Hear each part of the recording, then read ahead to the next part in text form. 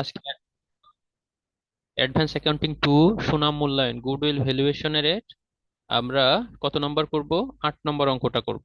ব্যতিক্রম সাজেশনের 8 নম্বর অঙ্ক, যেটা 2014 সালের 4 দাগে এসেছে। যদি কারোর কাছে ব্যতিক্রম সাজেশন না থাকে সে কি করবে? পিডিএফ দেখবে। যদি পিডিএফ তার কাছে না থাকে, অথবা সে যদি অন্য কোনো বোর্ড থেকে দেখতে চায়, 2014 সালে 4 নম্বর ম্যাথটা দেখলেই হয়ে যাবে। 2014 সালের এই 4 নম্বর ম্যাথে বলছে, from the following information related to company calculate the value of equity share. কি বের করতে বলছে? ভ্যালু অফ ইকুইটি শেয়ার বের করতে বলছে।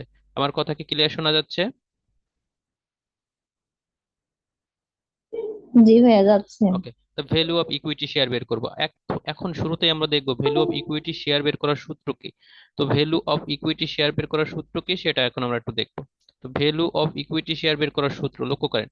ভ্যালু অফ ইকুইটি শেয়ার বের করার সূত্র হচ্ছে একসেপ্টেড রেট অফ ডিভিডেন্ড। তাহলে একসেপ্টেড রেট অফ ডিভিডেন্ড ভাগ নর্মাল রেট অফ রিটার্ন গুণ পেইড আপ ভ্যালু গুণ পেইড আপ ভ্যালু। এই হচ্ছে ভ্যালু অফ শেয়ার বের করার সূত্র, ঠিক আছে? তাহলে ভ্যালু অফ ইকুইটি শেয়ার বের করার সূত্র হচ্ছে একসেপ্টেড রেট অফ ডিভিডেন্ড ভাগ নর্মাল রেট অফ রিটার্ন গুণ পেইড আপ ভ্যালু। এই সূত্রের মাধ্যমে আমরা ভ্যালু অফ ইকুইটি শেয়ার বের করব। এখন আমাদের এখানে সূত্রে কি আছে? একসেপ্টেড রেট অফ ডিভিডেন্ড আছে। তাহলে একসেপ্টেড রেট অফ ডিভিডেন্ডটা আমাদের বের করতে হবে, নর্মাল রেট অফ রিটার্নটা আমাদের বের করতে হবে। তাহলে একসেপ্টেড রেট অফ রিটার্ন আছে কিনা আগে অঙ্কটা পড়ি, তারপর দেখি। আগে আমরা সূত্রটা প্রথমত দেখে নিলাম। তো লক্ষ্য করেন, তাহলে প্রথমে কি আছে? প্রথমে আছে ইস্যু ইকুইটি শেয়ার ক্যাপিটাল টাকা 20,000 অফ টাকা 10 ইস। তাহলে ইকুইটি ক্যাপিটাল শেয়ার রয়েছে 20,000 শেয়ার 10 টাকা করে। তাহলে 20,000 গুণ 10 যদি আমরা দিই, তাহলে আমরা এর ভ্যালুটা পেয়ে যাব। তারপরে কি আছে? তারপরে আছে হচ্ছে, দেখেন লক্ষ্য করেন, paid up capital share capital টাকা 8 পার। তাহলে পেইড আপ শেয়ার ক্যাপিটাল 8 টাকা। তাহলে সূত্রে আমাদের দেখেন পেইড আপ ভ্যালু ছিল, এই যে পেইড আপ ভ্যালু 8 টাকা আমরা প্রথমেই পেয়ে গেলাম। তারপরে 6% প্রিফার শেয়ার ক্যাপিটাল 2 লক্ষ শেয়ার অফ টাকা 10 ফুললি পেইড। তাহলে 2 লক্ষ শেয়ারের সাথে 10 টাকা গুণ করলে আমরা 6% প্রিফার শেয়ার পাবো, তার 6% কাটলে প্রিফার ডিভিডেন্ড। প্রিফার শেয়ারের উপর যদি পার্সেন্টেজ কাটা হয় সেটাই প্রিফার ডিভিডেন্ড। যখন আমরা ক্যাপিটাল স্ট্রাকচারের অঙ্ক করেছি তখন কিন্তু শিখেছি। একসেপ্টেড প্রফিট বিফোর ট্যাক্স কত আছে? 4 লক্ষ টাকা। রেট অফ ট্যাক্স কত আছে? 50% income tax. Annual transfer for general রিজার্ভে ট্রান্সফার করতে হবে কত পার্সেন্ট? 20%। যা লাভ হবে তার 20% কোথায় যাবে? জেনারেল রিজার্ভে। নর্মাল রেট অফ রিটার্ন কত আছে? 20%। তাহলে নর্মাল রেট অফ রিটার্নও আছে 20%।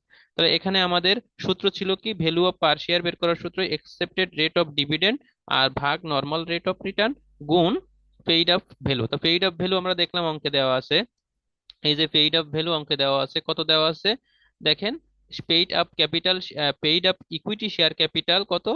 8 টাকা পার শেয়ার। তাহলে পেইড আপ ভ্যালু দেওয়া আছে আমাদের, নর্মাল রেট অফ রিটার্ন দেওয়া আছে 20 টাকা একদম শেষে। But accepted rate of dividend এই জিনিসটা দেওয়া নেই। কি দেওয়া নেই? Accepted rate of dividend. তাহলে আমাদের বের করতে হবে একসেপ্টেড রেট অফ ডিভিডেন্ড। তাহলে আমরা বের করব কি? একসেপ্টেড রেট অফ ডিভিডেন্ডটা আমরা বের করব। তাহলে একসেপ্টেড রেট অফ ডিভিডেন্ডটা যদি আমরা বের করতে চাই, তাহলে আমাদের সূত্র কি দেখেন? একসেপ্টেড রেট অফ ডিভিডেন্ড বের করার সূত্র হচ্ছে প্রফিট অ্যাভেলেবল ফর ডিভিডেন্ড।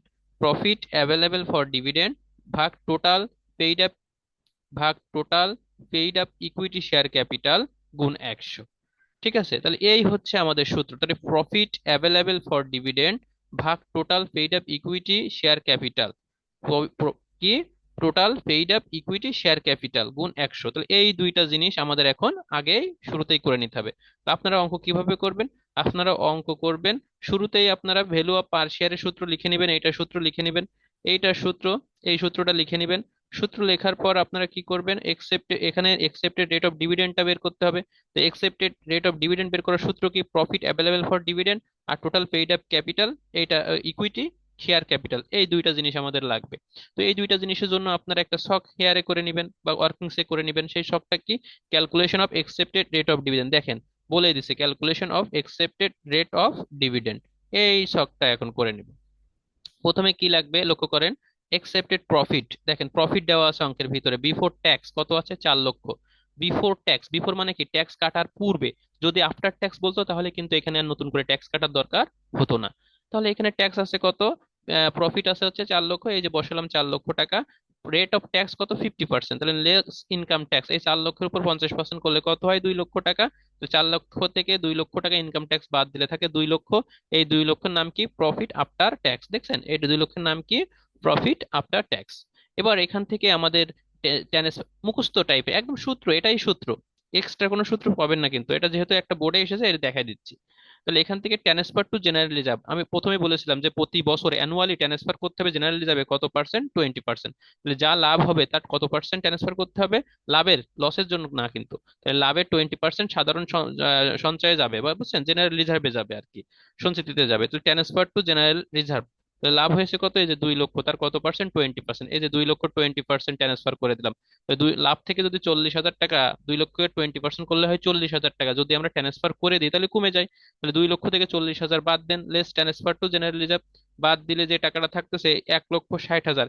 এই 1,60,000-এর নাম total paid up capital share capital, total paid up equity share capital. এটার নামটা একটু সুন্দর করে আপনারা আপনাদের বইয়ে অথবা খাতায় লিখে রাখেন। এই 1,60,000-এর নামটাই কি, total paid up equity share capital. এই নামটা আপনারা একটু লিখে রাখেন প্লিজ।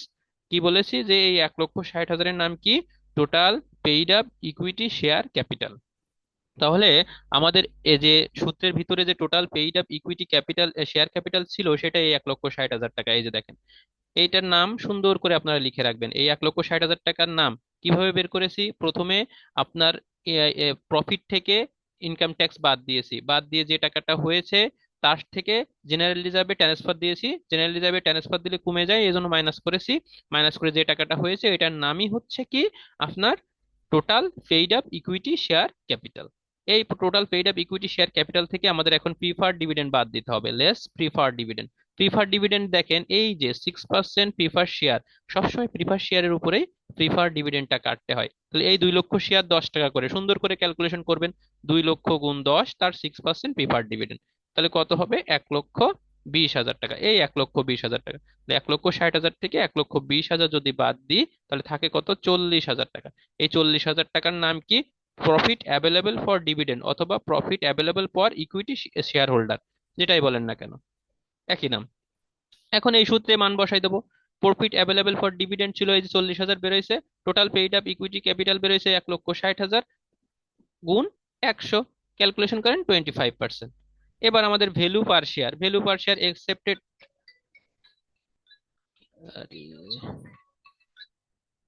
ভাই আসসালামু আলাইকুম। ভাই,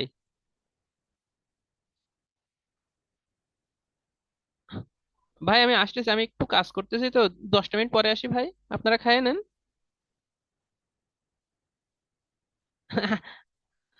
আসতেছি ভাই, একটুখানি ওই অনলাইনে একটু বাসায় কথা বলছিলাম বুঝছেন, শিয়াতে নি। তাহলে ভ্যালু পার শেয়ার সে সূত্র কি, একসেপ্টেড রেট অফ ডিভিডেন্ড ভাগ নর্মাল রেট অফ রিটার্ন গুণ পেইড আপ ভ্যালু। তাহলে এই পেইড আপ ভ্যালু কই, হ্যাঁ, আপনার কথা কিন্তু কাটা কাটা আসতেছে খুব। এখন ক্লিয়ার আছে দেখেন তো। হ্যালো, ক্লিয়ার আছে, এখন ক্লিয়ার আছে। জি ভাই, এখন শুনতে পাচ্ছি। ঠিক আছে, তাহলে যেটা বলতেছিলাম দেখেন, সমস্যা হলে বলবেন। তাহলে যেটা বলতেছিলাম যে একসেপ্টেড রেট অফ ডিভিডেন্ড, তাহলে ভ্যালু অফ পার শেয়ার, তাহলে একসেপ্টেড রেট অফ ডিভিডেন্ড এটা তো আমরা বের করেছি। একসেপ্টেড রেট অফ ডিভিডেন্ড কত percent, accepted rate of dividend, ডিভিডেন্টের কত পার্সেন্ট, এই যে বের করেছি 20, কত পার্সেন্ট, 25%। তাহলে আমরা কত পার্সেন্ট বের করেছি, 25%। এই 25% ভাগ normal rate of return, normal rate of return কত অঙ্কে দেওয়া আছে 20%, এই যে 20% গুণ paid value, paid up value, তাহলে পেইড আপ ভ্যালু কই, এই যে প্রথমে paid up equity share capital টাকা 8 পার শেয়ার, এই যে পেইড আপ ভ্যালু টাকা 8। তাহলে 25% অথবা 0.25-কে 0.20 দ্বারা ভাগ দাও, 8 দ্বারা গুণ করো, আসে কত, টাকা 10। কত আসে, টাকা 10। ঠিক আছে, বুঝতে পারলেন।